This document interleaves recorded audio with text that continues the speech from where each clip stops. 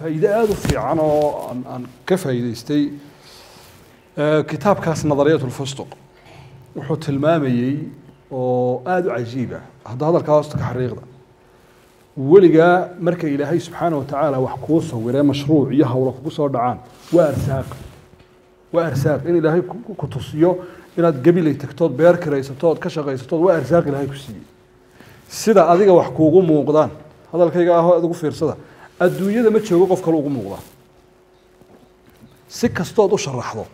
وما توسي كريسيد أديك سيدا وحكوكو موقدان قف بنو آدم وكله ولقى بشرح هذا سيدا أديك وحكوكو موقدان دونيسيد إنad isu qabadsiisay bini aadamkana uma tusin karaysid sidaa darteed ha sugin fadlan ha sugin inaad dadka ku wada qanciso ku wada sacabtumaan ay ku yiraahdaan wallaahi waa runta beerta waa kula soo beerayna abadan 3% من الناس با تخطيط ل 97% من الناس نoo dadka u shaqeeyaan iyaga u xamaalaan maxaa ka dhashay markaa waxa taqdiir lagu sameeyay fi sin 60 min al-umr wuxuu soo xiganayaa daraasad uu ka sameeyay laga sameeyay jaamacadda Harvard University kadibna wuxuu yiri 70 qof oo dhalinyaro ah ayaa markay jaamacadda dhameynayeen waxa la hor dhigay su'aalo ay ugu muhiimsanayd yaa idin kamid ah intuu qorshe nolosha ka sameeyay waliba qortay baa la weydiiyay waliba yaa qortay meelaha 7 qof baan filayaa buu yiri ayaa saxayay anaga qorshaysanay oo qorano meel noo taala nolosha waxaan sameyn lahayn بعد 20 سنة dadka daraasaadka ururiyay waxaan aad u haleelaa 20 sano kadib bay isla iyagii laftoodii wixii noolaa dib u raadsadeen kadib waxay soo xaqiijiyeen 7 qof wixii ka noolaa inay yihiin intii kale ku iyagu haga tan nolol noqoto siyaasad noqoto nin waliba halka ku socdo ka soo dhalaalay oo reer marka soo khulaasayso kii cilmi u socday buugaagtiisii baa isdhaaftay oo wuxuu qoray waad yaabtaa kii dhaqaale u socday de waxba u kala dareeraya nin walba wixii hamigiisa ka dhex guuxaya oo qorshihiisu ahaa ayuu muddo kadib gaadhay marka maskaxda bini'aadamka la maroojiyo ee la dhibo ayaabay xalka keentaa adoo iska raaxaysanaya laakiin oo eesiigu kuu baxayo sideedaba aayar wax isugu kaa beegbeegmi maayaan marka da'dii 60aad bay ka sameeyeen daraasaadkan 60 min al-umr dadkaasaa la baaray dadka 60 jirka gaadha uma deynan 60 jirka boqolkiiba hal ayaa wuxuu ku nool yahay bifalaaxin taam nolol guuleysatay waxaan ka hadlaynaa dhinacyadeedii oo dhan nolosha dhinacyadeedii caafimaad ahaan dhaqaale ahaan dhinac walba 4% wadcigooga maadiga ah uu iska fiican yahay laakiin duquud baa haysata 60 jirkan ka hadlaynaa culays baa haysta halkan inantiisiyo 4 dhashay baa joogta halka inankiisiyo waxa jooga reerkiisa uu ku beeliyo isagii baa shaqo taga aroortiyo boorso si laalaadsada wax uu helay laakiin culays baa haysta 4% ka soo soco 3% ما زالوا يعملون بحثا عن المال نفطا بها 3% كديدين waxay raadinayaan meesha wax ka soo qaban lahaayeen laakiin ma hayaan wali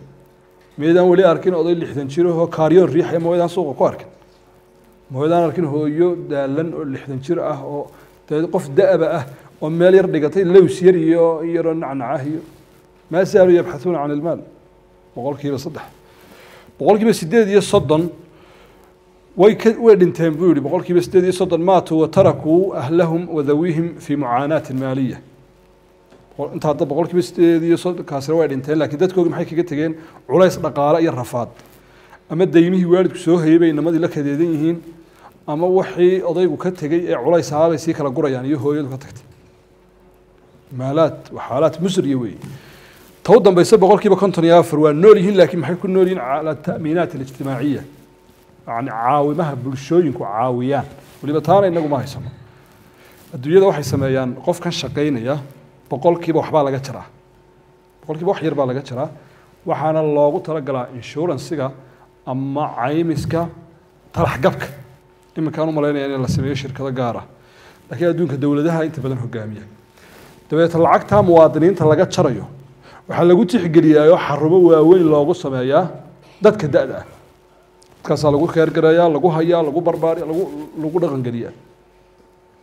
boqolkiiba dadkaasna waxay ku nool yihiin 4 kaasna halkaas ku nool yihiin inaga deegaankeena markaynu nimaado taasna ma jirto boqolkiiba 4 kaas way dayacan yihiin inaga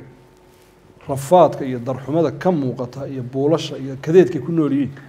qolaa mar waxay sameeyeen ma garanayo anigu cid ay ahaayeen laakiin facebookyadan ku arkayay hargeysa waxay ka sameeyeen mashruuc meel lagu xanaaneeyo dadka waaweyn boodhkoodaan arkayay adduunka waxa dacaayad iyo cay haysatay laakiin way saxnaayeen dadkaasi haddaan garanayana waaban taageeri lahaa waxaan odhan lahaa war khayr allah idin siiya wada sababtu waa maxay dadku meel dhow wax ka eegayeen waxay lahayn annagu dad muslimaan nahay oo hooyada iyo aabbahay annagaa ku filan oo haysana dee allah kuu barakeeya haddaad haysatee ka aan hooyo aababa haysanin ka waran iyo ilmo tixgeliyaba daryeela dad fara badan baa dhibban 54% inaga way dayacan yihiin meelahaasay baahsan yihiin danta aan ka leeyahay waxa weeyaan ilaahay baa og inaynu gaari doono laakiin qorshaheennu mar haddaynu nool nahay dee waa inaynu gaari haddaan ilaahayna qaban subxaana wa tacaala waxaad si yaroo dhow isu weydiinaysaa markaa intan kaad noqon doonto markiiba qadar buu ku cararaya wuxuu leeyahay sidii ilaahay qadaray may qalad weeye qadarka iyo hawlahan way kala madax bannaan yihiin sharax dheer iyo hawl dheer bay taasina gelaysaa iyo inaynu fahamno qadarka iyo kasbiga inay laba shay oo kala madax bannaan yihiin ilaahay dadka ma qasbi subxaana wa tacaala jabriye ma nihin jabriyo waxaan nahay dad ilaahay uu siiyey mashiicadooda